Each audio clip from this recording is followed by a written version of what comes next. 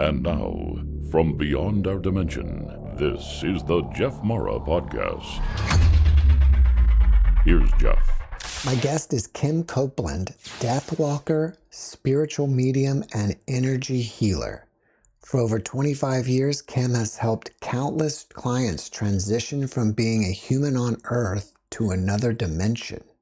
She has experienced shared death awareness and witnessed an array of spiritual beings helping from across the veil to bring spirits back home. Kim, thank you for joining us and welcome. Well, thank you so much for having me, Jeff. I really appreciate this time, this shared sacred time that we have together, and an opportunity to just be in the love as we come together here. Well, Kim, what inspired you to become a hospice nurse in the first place? Okay. Well, I grew up in a spiritual family. I've always been a spiritual seeker. My mom died when I was 12. And I think at that point, it was a pretty big, what just happened? I pretty much got thrown off my feet for a while, for several years, actually. And then somehow down the road, I found my way into nursing. And when I was doing nursing, I saw that they had dogs in the hospice that were therapy dogs. And I thought, that's where I want to work. They had music, dogs, healing modalities like Reiki or therapeutic touch. So that's what made me want to be a more holistic nurse. And then at the same time, I was also working with healing, lots of different healing modalities that I've studied.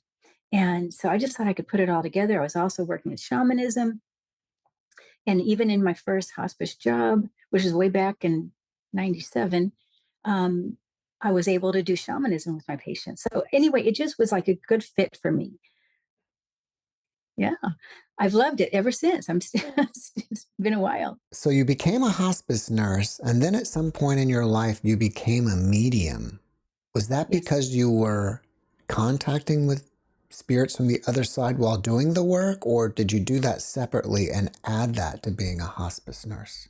Oh, I'd say all of that. So I noticed as I was doing energy work, that's when I actually started seeing the departed loved ones, the angels, the guides.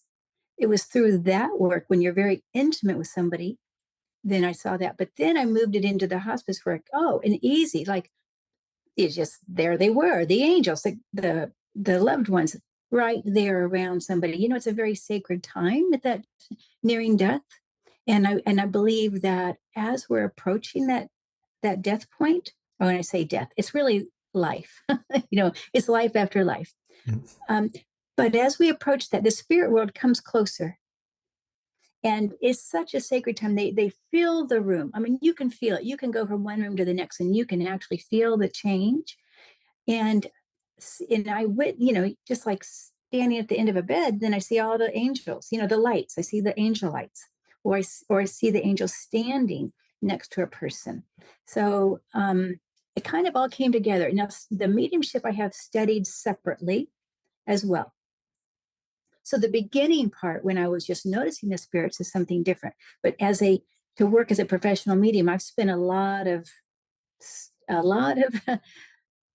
hours in study, and I have mentors and all that. So that's actually a little different. So like when I'm working as a hospice nurse, yes, I do. I see that. And if the family's open, if they talk about it, I will do some, like, okay, here's so-and-so is here with you. But then as a medium separately, it's usually just the everyday kind of awareness, if that makes sense. So when you see angels, do you just see like lights or balls of lights, or do you see full-figured humanoid transparent beings with wings? I see both. So sometimes I see the lights, like just white or blue or gold, oftentimes, and maybe like sparkles even. When there's so many, I can't count. And I know that those are angels. Now, sometimes I also see, though, what I would say in my mind's eye more, but although I have seen it in the, like in the ceiling too, the ceiling or the walls with the wings, but I've also seen angels, and this is a little bit transparent, I would say, with my eyes open, transparent. And those sparkles are with my eyes open. They don't look transparent. It looks like bright lights to me. Now, sometimes I've seen angels, which I know are angels, and why sometimes they show up with wings and sometimes they don't. I don't know. But I've also seen beings that are really, really big, as balls of light, but no wings. And that's again with my eyes open. Both objective and subjectively. When you have a patient that's laying there and they're approaching their last breath, what happens to them? When we are approaching our last breath, our human body gets smaller, weaker, as we know, right? It diminishes. That physical diminishes as the spirit gets bigger. As the spirit expands, this is when they become a medium. They become aware. That near-death awareness is a term that we use. When they see their loved ones, they see the angels, they'll say, "Look at all the angels, don't you see them?" Or "Hi, Dad," or "Hi, Mom," or "Hi, sister," or the pets on the bed. Or they'll see, and I mean, it's so common. I would say, 90%. Now, sometimes they're able to verbalize and sometimes not. But you hear a lot about the reaching up. Also, the pets on the bed. Okay, they're petting the kitty. We don't see the kitty, but they're petting the kitty, or their lab is on the side, or their golden retriever, or whatever it is. The horses, even hamsters. I mean, they come, and it's a greeting. It's a party, and so this is what they see. And so it was called near death awareness. And then, from my perspective, I can share in that and experience, maybe not exactly the same, but I have, lots of visions of what is near them as they're approaching that near death. But it is common, and I don't know for some people it's 3 months ahead of time. And we are talking about the person who is dying from an illness, not from a sudden death, you know. So that about 3 months, it could even be 3 days. So anywhere in that range is when they start having that awareness. And so I always call it a vision, not a hallucination. I didn't realize that as early as 3 months out, they would start having this awareness. Yes. Uh-huh. It's different for everybody, but yes, it is true. Sometimes even sooner than that, especially with dementia, right? When they're already in two worlds with dementia, they have that easy, easy. And I just validate wherever they are. Now, have you ever had a shared death experience where you've actually crossed over a Uh-huh. certain distance with the patient? Yes, and I would say that's a little more rare, but yes, I have. And for me, that has happened, it seems to be, and I was trying to figure out what is it that makes that happen versus just it's a little fuzzy how it's a little different. But when I step into what I call the vortex around the patient, in other words, around 3 feet out, there seems to be, their energy field. And when I step in that way, I get closer to that. I have that shared death experience. Now, sometimes it's at the time of death, sometimes it's even just after, or even before they take their last breath. So, for instance, I had a priest, who a dearly beloved priest. As I approach he's already passed, and I approach him. Maybe he had passed about 30 minutes before, but I get closer to his body, and I feel like it's like a vortex. I've crossed somehow into a vortex, and I see him. I'm with him. I see all the other priests. I mean, like, too many to count, thousands maybe, I don't know, greeting him. And they're all like dressed in the same. And then we're all, even me, I'm even kind of like matching, like we're in the white robes. Now, I know priests don't always wear white robes on human, but this is how they appeared in spirit.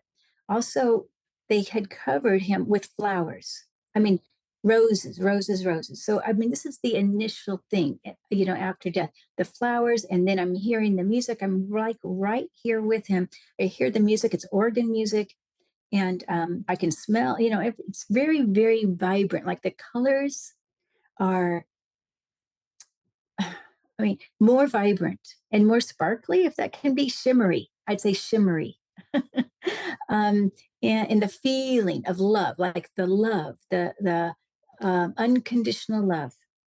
And, so I'm like at that welcoming party with him, and then I'm there, and then it's like, I can step out, and then it's like I'm not there anymore. And it's so interesting, in and out.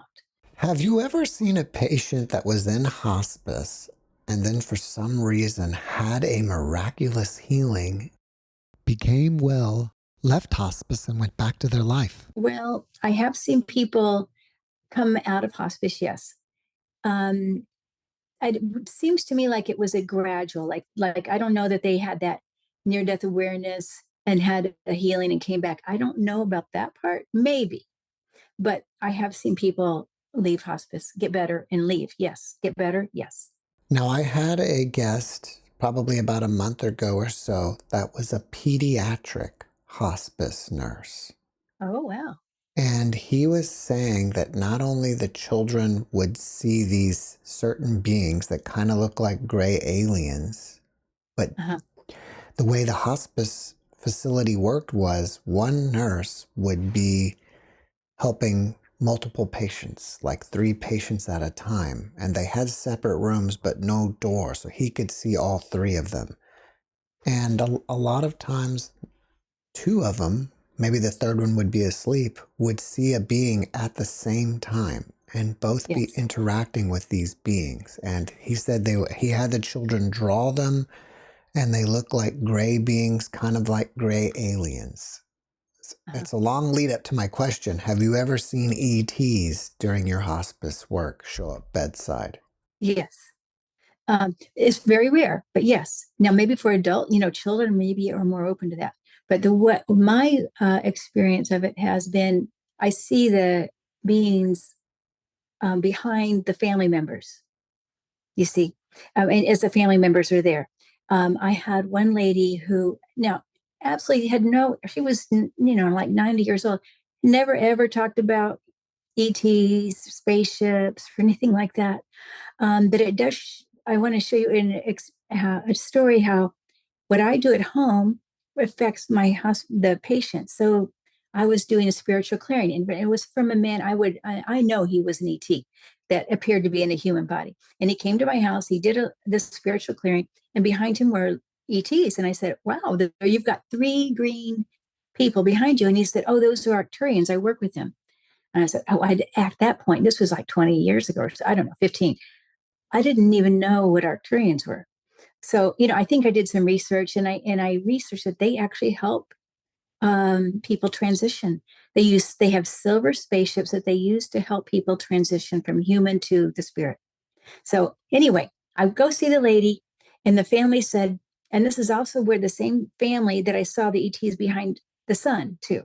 Okay, lots of kind of unusual things happened with this person, but and she had already passed. Maybe this was a couple hours before I got there, so it wasn't like brand new. But what they told me was the day before she had said "silver spaceship" 7 times. That's all she said all day, and she woke up from her kind of a semi coma and said that. And so the family said, "Well, what does that mean?" And I said, "Well, maybe just look up Arcturians and check it out."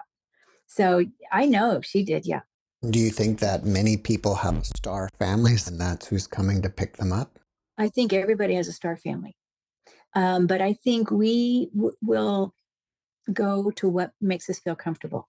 So if we haven't really paid attention to the star family here, then we might not see the star family. I mean, it might be accident. Maybe I don't know why she did, for instance, and other people don't. But I do believe it's like a magnet to me. When the spirit world comes to take somebody here, it's first of all, it's all love. But they're going to bring whatever it is to get you across the veil so you don't make a wrong turn. I say a wrong turn because sometimes it's the pets. Sometimes it's the horse. Sometimes it's the mom and dad. Sometimes it's Mother Mary. Sometimes it's Archangel Azrael. So it's whatever works for that person. Now, one person I had, and she was 104, and I'm thinking, is she ever going to go? She got close, and what she told me, because she was one day like, I thought this was her last breath. I mean, it has to be. She was barely breathing, and she all of a sudden she backed out, and she waited another week, and I said, what happened? And she said, I saw somebody I saw a man at the end of my bed, and I didn't want to see him because I did him wrong. She was worried about having to meet somebody that she felt she wasn't, you know, in the best relationship. And so then a week later, and I could see the man too, by the way. And I saw she also had an angel in the room, a big angel, and the man at the bed. And then when the next week, when she started to die again, the man wasn't there. So they do. I mean, the angel was still there. The man wasn't. Spirit world just knows. Okay, that would make her afraid. I'm not going to present that to her. What would happen if a spirit refused to go to the welcoming party and hang around here near us? That happens sometimes, not very often. But so I have two examples I can give you. One is a lady that was one of my patients. I thought she had gone, but she had 5 grandchildren here, and she was working on their blankets and clothes, whatever it was. She was always doing something for them. Did not really want to die. She had a lung disease, but anyway, so she did die. And when I was in meditation, this was about 2 weeks after she died, and I was with a group, other people in the group. Um, she came to me and she said, Kim, I need your help. I didn't go. I haven't gone to the light.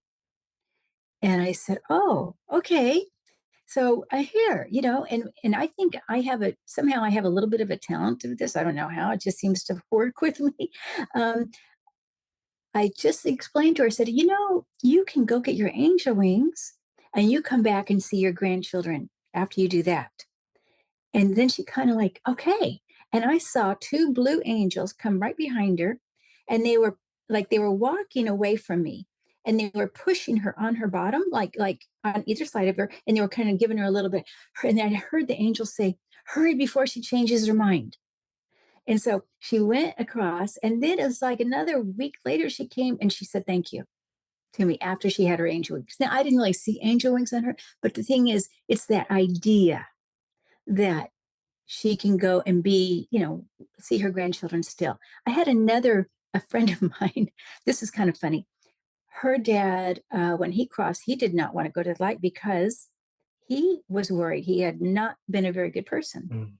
He was afraid what he was going to see. Now, I see this happens actually kind of a lot.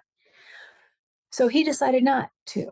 And it was even a year or so. And so he was just hanging out, kind of earthbound, kind of hanging out with his daughter. Then one day he came, and his daughter and I were friends, and he came in our discussion and told her, I found a way to the light. And you know what he said? This is crazy. I found a funeral. I went to the funeral on Earth, and it's like there's a portal there, a vortex at that funeral, and that's how we found the light. Do you think a family member can be hanging around with their angel wings only for a certain amount of time, and then once they reincarnate, that's it? You won't sense them in your presence anymore? So you're saying, the question is, you're asking if somebody's already crossed over, they get their wings, and then they come close, and you're wondering if they're with their wings, but then sometimes you don't feel them. Yeah, like if they disappear, they're not coming around anymore. Do you think that's mostly because they went ahead and reincarnated and came back? Okay. No. First of all, we're always connected. Love has no beginning and no end. That when you've had a heart-to-heart connection, that's always there. Sometimes they may be distracted. Sometimes your spirit team may be a little farther out, or your loved one, and you can call them in. Though I believe you can always call them in. As far as being reincarnated, our soul is so big. We have multiple lives at the same time. We can have a life here. We can have a life on the Pleiades. We can have a life, I don't know, the second Earth or whatever. We can have life. We're already actualized. We're already a high dimensional being. We just are pretending to be a human. We're pretending to have this illusion of this Earth life. And so when we reincarnate, we always have this spirit, like Kim, Jeff, you're going to always be you. So in the spirit world. There's always going to be that aspect of you. It never goes away because energy doesn't change, and energy never goes away. But you can reincarnate. Let's say after you pass 20 years later, you decide, oh, I'm going to come back again as maybe a child of my child or something. Let's just pretend. That part of you can still be on earth, and the other part of you, like Jeff now, is still going to be in spirit, because we're way don't limit the unlimited power that we are. We have much more capability than our human mind can even imagine. Remember, we are the managers of our own soul. We can pick and choose how we're going to portray ourselves here on this lifetime and other places. I know as a soul being, I live other places. I know that I live as a fairy some places. I know I live as a water being and as a mermaid. I mean, I know I have a lot of different aspects of myself, just like we all do, all of us. And now some people are going to be more drawn to maybe that angel realm. Some people may be more drawn to, say, the dragon realm. Okay. And then maybe that feels like more like home, right? It makes certain places will feel more home. And Earth, some people who are here on Earth may be here for maybe not as long, right? Or maybe they're kind of visitors, right? They come, we're all star beings, but some people are here more. We're all old souls, but some people have been on Earth more. You mentioned the dragon realm. What is that? Oh my gosh. Okay. And I just saw this yesterday with somebody. So there's a couple things about the dragon realm. I feel like it's a very ancient, powerful place. I don't know where it is. I don't know how far away it is on Earth. I know it's ancient. I know it's been on Earth. I know it comes to Earth. I see it as guards and guardians for your humans. I see it a lot, actually. Well, I mean, I say not a lot. Sometimes. They come as protectors. They have the energy. My daughter, by the way, has a dragon as one of her guides. Walked her to school. Whenever she gets on an airplane, she sees a dragon on the wing of the plane outside, as she's traveling. And she'll know she has a dragon. Even I remember when she was little, we went camping and I bought her another dragon for her birthday, just a tiny little stuffed one. And she told me before she got that present, she said, I have a new dragon. It's black, because the one I bought her was black. So interesting how we can, everything I think has a soul. And I mean, I know this is sound silly, but somehow the energy that we invited that dragon into our family. And so she felt it, she knew it. Okay, so the dragon realm, mostly as I see it now around the humans, now some of us have been dragons, I do believe. But what I see now, an aspect of us that comes in as the dragon is a protector usually. For people who have had contact with family members on the other side and then they stop coming and visiting, why is that? Okay. I think it's just our awareness. So usually when somebody transitions, that first 3 months is high contact time, really high. This is where you see the birds coming, the butterflies, the dragonflies, the feathers, the dimes, all these things that they say, okay, I'm here, the light flipper, these things that are, they remind us. And I've seen people, they're so easy. So like right after they die, I see them like you and me. I mean, it's almost that clear to me where they are, what they're doing. They're sitting in the same chair. They're talking, they're behind somebody. So they're very, very earth close. As they progress or as they move away, and part of this is how the people on earth allow them to move away as well.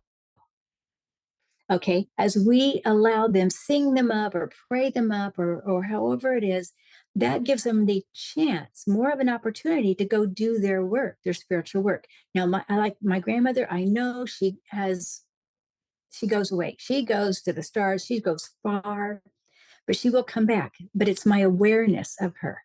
So we can always call them back, but I do believe as time goes on, they have their own work to do.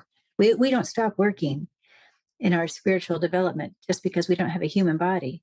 It's interesting that you mentioned that because most people don't know I've also studied medical acupuncture. And in class, I learned that after somebody transitions, you're supposed to let them go. And it causes the person here on this side problems when they keep trying to keep them here. For example, like if you had a patient and she keeps, and they, let's say their dog crossed over and she keeps talking to her dog all the time, they're saying that's like a problem and there's a procedure to do to help the dog cross over.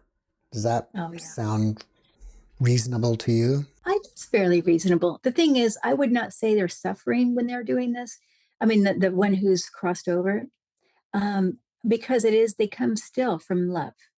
So even though it may not be to their highest benefit for us to keep them here by talking to them, keeping, whatever, feeding, putting food in the bowl, or, um, it is still, they're okay, and they will eventually take, I mean, they can't, that the people here can't constantly 100% keep somebody here, but it does keep them more earthbound more often. So yes, I agree, having a ritual, like, oftentimes what we think of, I don't like to say funeral, celebrations of life. If we have the intention to see them rise up, to see them take that train, to see them take the angel's hand or whatever it is, I think that does help them. It does. And like I've seen, like I recently, not recently, but a year or two ago, I saw a lady, she was in the hospital and she crossed over. There was nobody else in the hospital room. Her family wasn't there. She's gone like that. Like, I mean, I don't even know where she went. I think she went right to the stars because the family wasn't there to keep her. When the family is there, absolutely. That spirit state. I mean, it's like, well, I'm still here. Yeah. Do you think a person's body should be buried, cremated, or it doesn't matter? I don't think it matters. I think it is personal choice. I'm more people are getting cremation though these days, less and less of buried. I mean, it's all about energy. And it is really for the ones that are here. I don't think it matters as far as the spirit. But I do want to say, I think it's important to wait at least 3 days. If you're going to do cremation, give that body at least 3 days for it to really, go. Can a hospice worker or family member help someone visit heaven before their last breath? And if so, Yes. how do they do that? Yes. Thank you. Okay. Um, and I'm getting the chills just even thinking about it. There's really lots of different ways. One of the easiest is just a guided meditation. Easily, you walk somebody across the veil. It could be a bridge. You could imagine you're talking to them and talking them through walking across the veil or the bridge or taking a train or a bus or a plane or whatever they need. Like, let's just say they were in the Navy. Well, they're going to want to take a boat, right? Or if they were a horse person, they're going to want to ride a horse across. So you get them to do that. And then you just allow them, give them space to maybe invite them to sit at a table, a cup of tea in heaven. They're going to sit at the table and invite their loved ones or their angels to be there and allow them. You don't tell them then, you allow them to experience that. I've done that way. I've also done it through drumming, and talk them through, because the drumming, changes your brain waves from a beta to an alpha to a theta. And as you go into that more altered state, it's easier. Now, people who are dying are already in an altered state. So it's easy to walk them through to the other side because they're already halfway there. And when you're using the drum, and I've done this a lot for, like, especially people who have anxiety about crossing, allow them to go through a tunnel. I even walk them through a tunnel, visit the other side, and then I bring them back with the drum. So that's one way. And that's probably the most easiest for anybody to do. But you can always create sacred space too. I feel like creating sacred space makes a big difference. Um, candles, colors, like the blankets, even flowers, having a shaman come or a priest come to do a little ritual, all these things that we create. No violence on the TV, right? Just sacred, maybe beautiful music. So those sort of things can help him have a visit in heaven. How does a person prepare for their own transition? Well, one is by watching shows like this. um, you know, also to imagine what it is that you want. Who do you want to meet?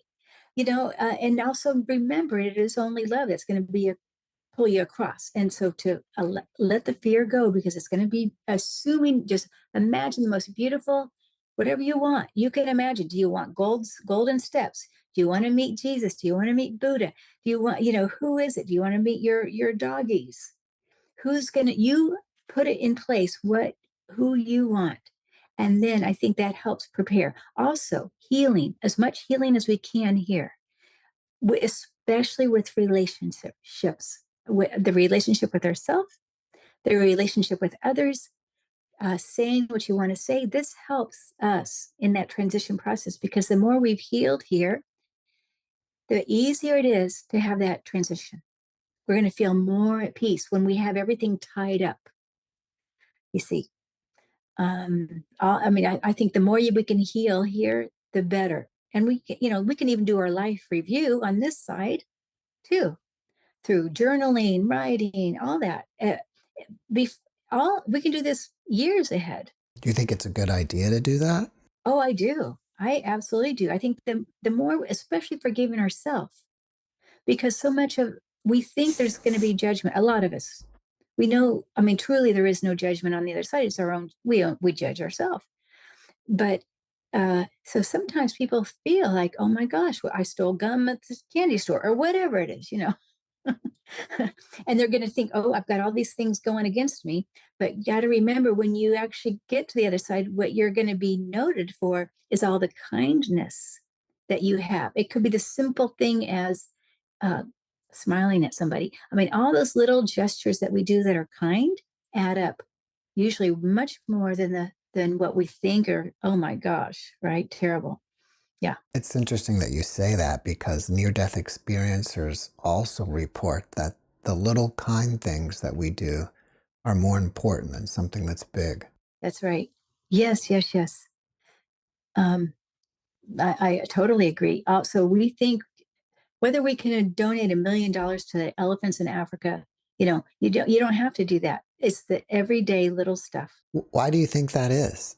I mean, is it maybe when you donate something big, there's intent behind it, whereas the little things are more pure? I think the little things are more pure, but I also do believe that if you give something big like that, if it is of the pure of heart, yes, that's still going to add up, right?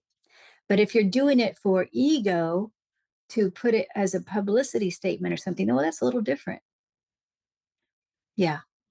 And I mean, I know this is not really, I mean, I want to maybe just put this in here. I had a lady who, for sure, she had Archangel Azrael with her at the time of death. And this was one of those shared death crossings that I was just like right there with her. I could see Archangel Azrael at the end of her bed.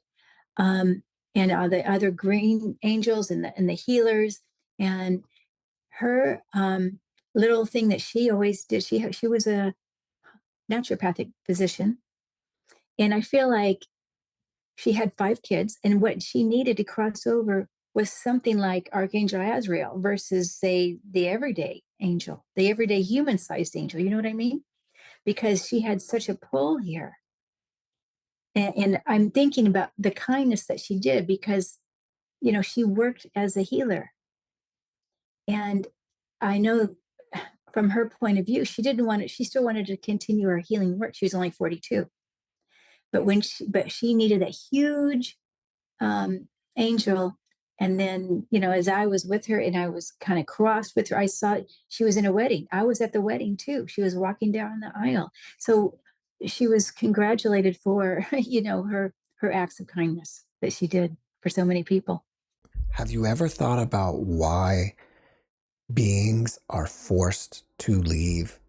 Because I think most people don't want to die, but they're forced to Right. do so through illness or whatever. Right. Right. Have you thought about Um, why that is? well, because we can only be here for so long, so we have to leave sometime. So we can't get out of it, whether it's 60 years, 100, or maybe, as we're working towards our 500 years, there is a point of exit. So because we're in our human mind and we don't see the bigger picture. So we think we've got to stay to finish the job or finish. We feel like where there's still more to do, but sometimes there's more to do on the other side that's maybe even more important. And I've noticed there's more younger people now dying. I see a lot more cancer in the younger group. I used to be, young for my patients. Now I'm like in the middle. And I forget what I was saying about that. But there's a shift. There is definitely a shift for people leaving earlier. Oh, I think sometimes when the people who are leaving earlier are going to come back, in a more developed way. Even though, I mean, of course, that spirit's always going to be here, but part of their soul has developed enough now, they're going to come back perhaps as a teacher, even even a greater role on earth. AI is getting better and robots are getting better. Do you think it's possible that we can ever put our consciousness into a robot? Not really, not the same as us. It's different. I think it can be guided by our consciousness. Another consciousness is guiding it. But I don't think that a robot will have that same consciousness. I believe there's consciousness in everything on earth. I believe the dirt, the rocks, the trees, they all have consciousness. As far as a robot, something that we make. Now, again, this is not my studies so much, but I think if you combined a human with the robotic, the human DNA, then I think it could have consciousness, but at a different way, in a different level, perhaps. Some people believe that the interface between our consciousness and our body is through the pineal gland. Uh-huh. So if they could somehow, I don't know, maybe put some kind of manufactured pineal gland, or at least put a human DNA pineal gland and attach it to something mechanical. I don't know. I'm getting far out into science fiction, but it kind of came up in a recent conversation with somebody, and I just thought I'd ask you. Okay, it will never be the same.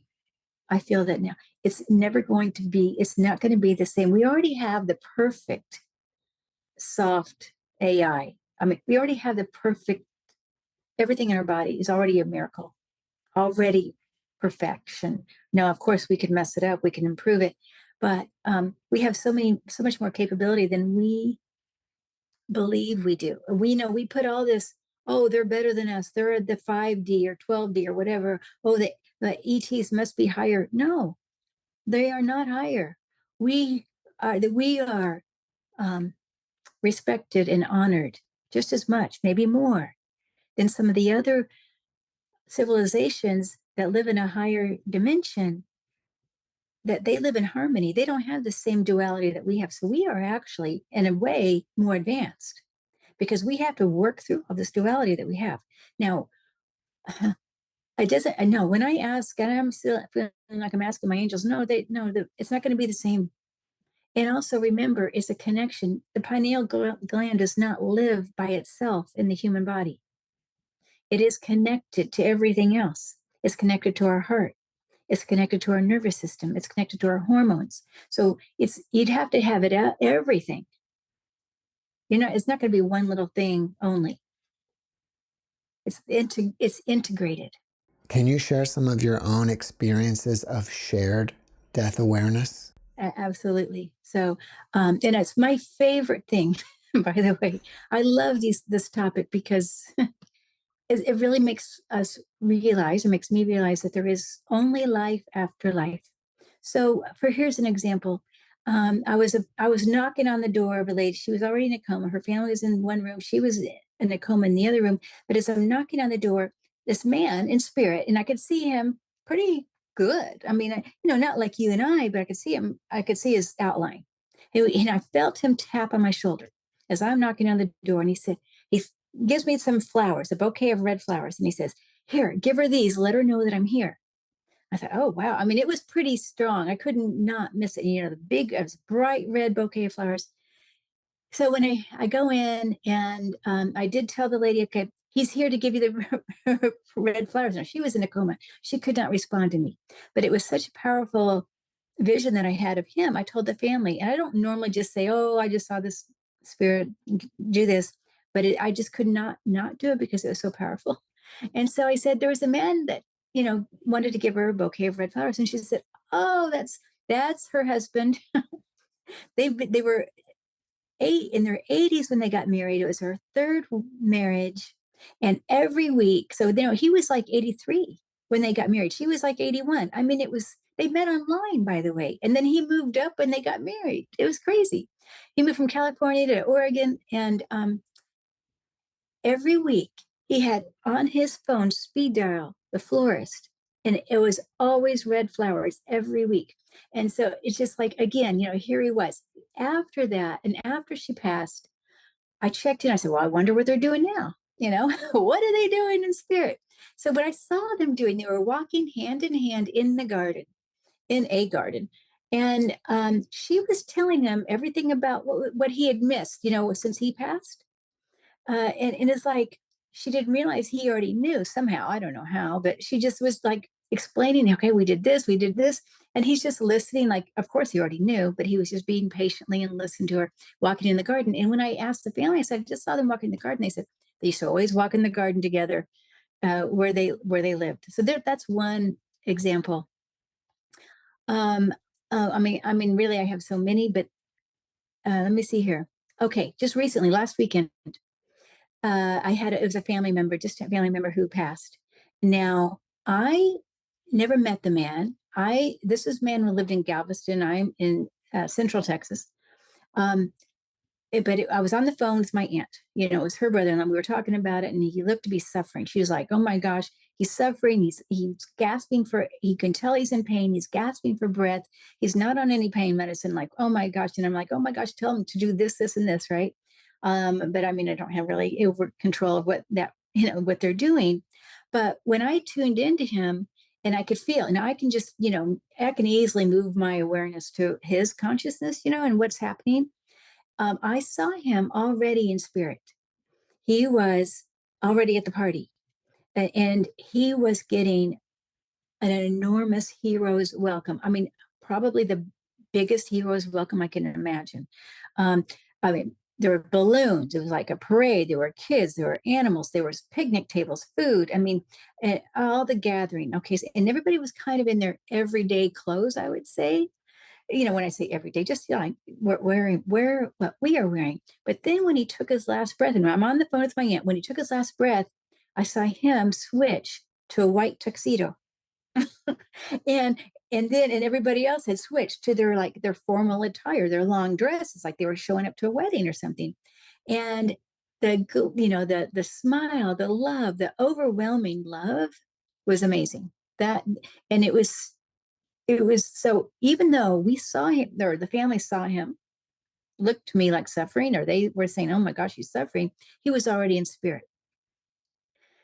So that's an example. I know, oh, okay, see here. Oh,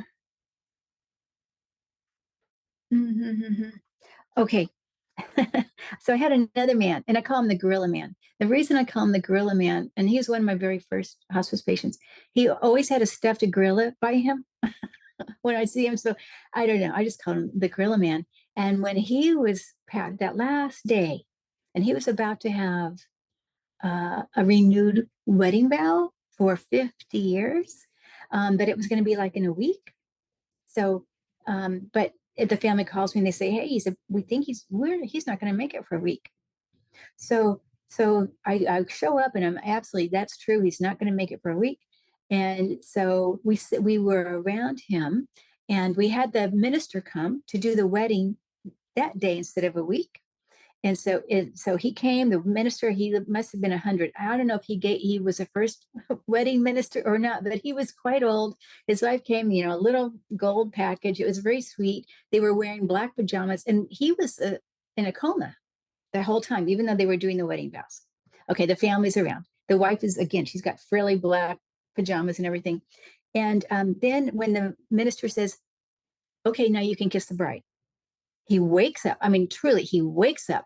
He tells a joke. He kisses the bride, and then he's back in a coma. I mean, it was just crazy. Then, Wow. I know, crazy. So then he was kind of awake a little bit after the minister left. He kind of awake. We're all just around him, and I see 4 angels in the ceiling, and white. They look like white, kind of fluffy angels to me. And he is even saying, 4 angels. There's 4 angels here. And he says, and there's a train. There's a train. There's a train, and there's 4 angels. So he was doing this, and then he's kind of in and out for that afternoon. In the evening time, he's a very stubborn man, by the way. This gorilla man, very stubborn. So there's no way he could have walked, but he demanded to get up to have his family help him walk to the bathroom one last time. Oh my gosh. So I am thinking, oh my, he's going to, that's so unsafe. But he did. He made it. I don't know how. But then he fell right before he got back in bed, and he died on the floor. And the family is like, oh my gosh, how are we going to get him in bed? He died. And so then he woke. They said, Dad, come back, Dad. So he came back into his body and got back in bed, and then died again. And then the family, I mean, crazy, right? This is crazy. Then the family goes outside. This is around 11 o'clock at night by this time. They look outside, and they see in the clouds 4 angels and a train. And they're like, do you see those 4 angels in a train? It was, crazy story. Yeah. Oh, that's a great But story. yeah. There's so many of those. There's so many, really, when the people who reach, and talk about their, and they start kissing somebody in the air. I had one man. Okay, I mean, really, I could just probably go on and on, because I've witnessed thousands of people, in transition. So one man was afraid, seemed to be afraid to die. I don't know. He was taking his time. Sometimes we don't know why they are taking their time. I allow them to be in whatever comfortable place they want to be. When I check in and I say, okay, why are they taking their time? And then I move my awareness to where they are. Sometimes they're in a garden, and they're just like in a happy place. They're fine. We don't need to worry if they're taking their time. They're enjoying this in-between world because they've got one foot in both worlds. Now this, oh gosh, which story was I going to? Oh yeah.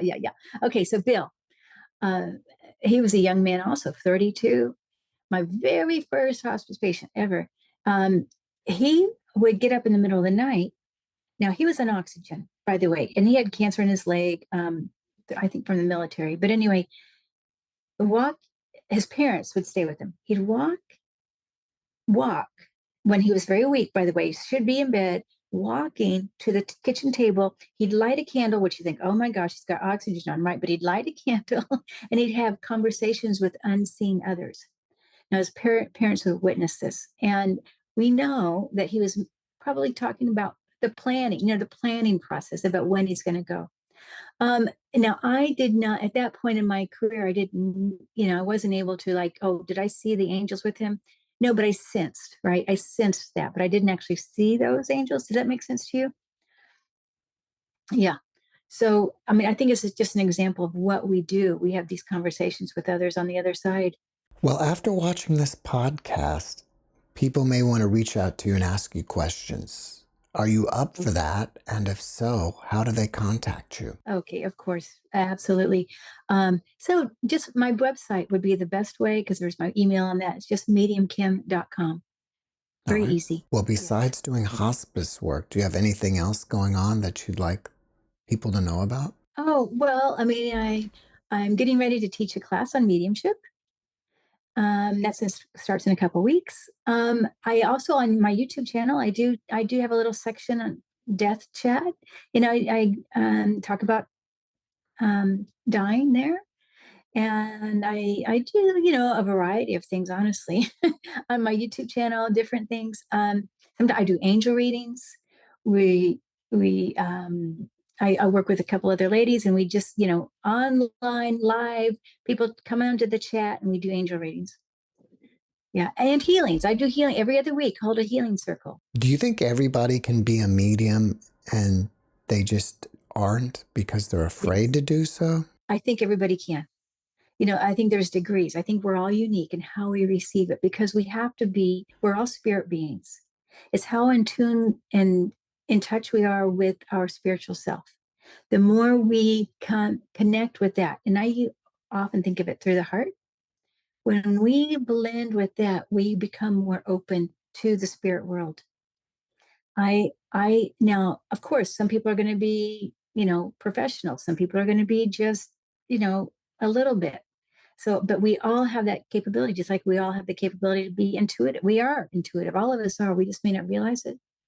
So yes, and I feel like I can help almost anybody become a medium. I mean, I feel like, or especially being intuitive, it's always amazing to me.